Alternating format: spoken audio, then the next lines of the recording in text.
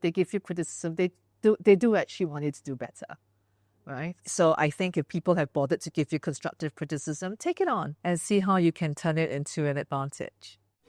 Tanushan is the CEO of DBS Group, Southeast Asia's largest bank. She stepped into the role in March 2025 and was soon named 6th on Fortune's Most Powerful Women in Business list. I'm Sumiko Tan from the Straits Times. I'm meeting the banker at 3Chuan Teochew Cuisine on Amoy Street.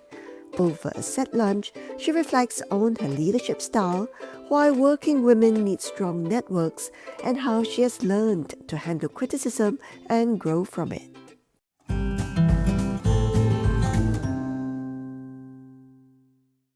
Why did you choose this restaurant? This chain, Jumbo, is a very long-term old client of ours. They've been a client for many years and we've seen their evolution. I come here a lot. I'm Teochew. I love Teochew food. So it's familiar. The food's great and we want to support our customers. And this is an opportunity for us to showcase their food. What is your day like? Every day is different. There's a lot of strategic stuff that I have to do, set the scene with my team, engage internally and externally. And I think I spend a lot of my time trying to understand better about what's going on in the world. It could be the geopolitics. It could be the tremendous change that's coming upon us with technology. And so when I exercise, I listen to a lot of podcasts from people who are, I hope, experts in the field about, what's going on? Oh, wow, people are putting data centers into space now, or how is agentic work going to change the way we work today?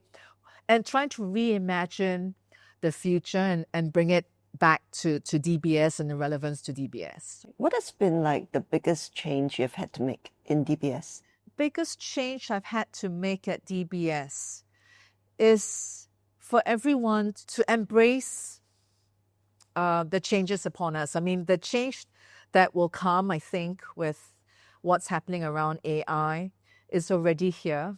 So it's learning to work with machines and AI. I want to keep this cadence of innovation and self-disruption, if you will, but also to stay relevant and resilient. In a way, it's our USP, right? People come to DBS like they come to Singapore for our safety, our stability, our predictability. And so I want DBS to be that dependable lighthouse in a sea of volatility, but at the same time recognizing that the world of technology and change is fast and it's coming faster than ever before. And so how do we keep that eye out in the long term for that change that's coming at us faster and faster? How would you describe your leadership style at home and at work? I'm not a leader at home. My kids will complain. In fact, it's quite funny. We used to have a basket at home where my kids will insist that we all throw our phones in and we focus on talking to each other. But now they always accuse me of checking my phone too much. My leadership style, I think I'm open in my communications. I think I'm very team-oriented. I hope I'm a clear communicator. I do think that over the years, I've learned to be structured and strategic in my top-down framework and views.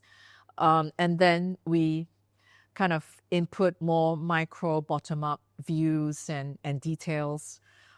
So I think my leadership style has changed from one that's being more business, operational, customer-oriented to now being more big picture, as well as, looking at the minutiae when I have to. So it's like being ambidextrous, right? So having that eye on the telescope for the big picture, future stuff, and then also having another microscope for the immediate micro stuff, and realizing that I can't focus on everything, but to make sure I have the right people focusing on both, and to make sure that the ship is running smoothly and in the direction that we want to go to. Your mother has had a big impact in your life. Mom was always a working mother, and she was brought up by a mother who was also very strong but not educated and self-taught. And when my mother had kids, grandma helped mom to take care of us whilst mom could go to work.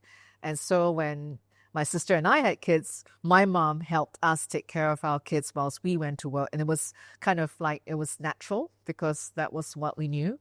My mom never stopped us from pursuing our individual hobbies. My sister, as you know, she loved music and she had bands, she was DJing. I was doing dance, tap dancing, speech and drama. She was very encouraging.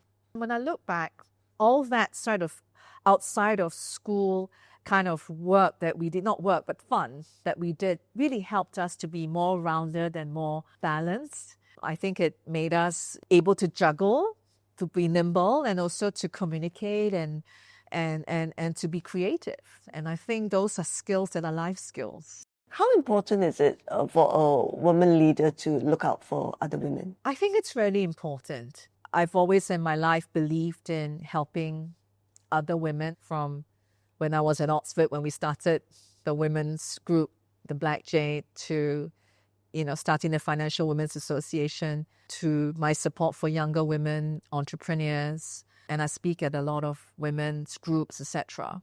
In the past, there was always an old boys club, and or in Singapore, men had NS to kind of be networked in, and women didn't have that. So creating that network for women to get to know each other and to help each other, both professionally and personally, but also to be able to be a sounding board, a trusted kind of personal board of directors, so to speak. It's good to have a sisterhood.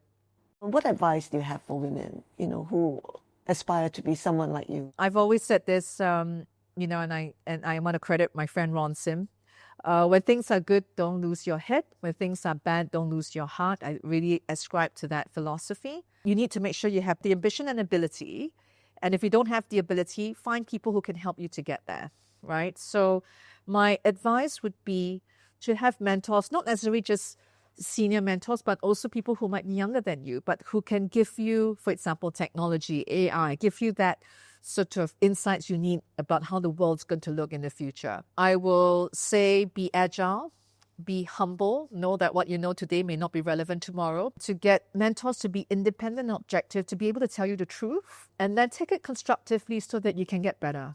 I've had a lot of criticism thrown at me along the years. There were times where I felt, very discouraged, but then I tried to take a more constructive view of the criticism, and I tried to learn. I seek the same feedback from the people who then criticize me, like, what did I do wrong? Tell me how I can do better. And most people, if they give you criticism, they do actually want you to do better, right? So I think if people have bothered to give you constructive criticism, take it on and see how you can turn it into an advantage. Thank you very much for having lunch. Thank you, Sumiko. Thank you. 中国现在转得很快，假设你天天在暹波，你就不知道外面的世界了。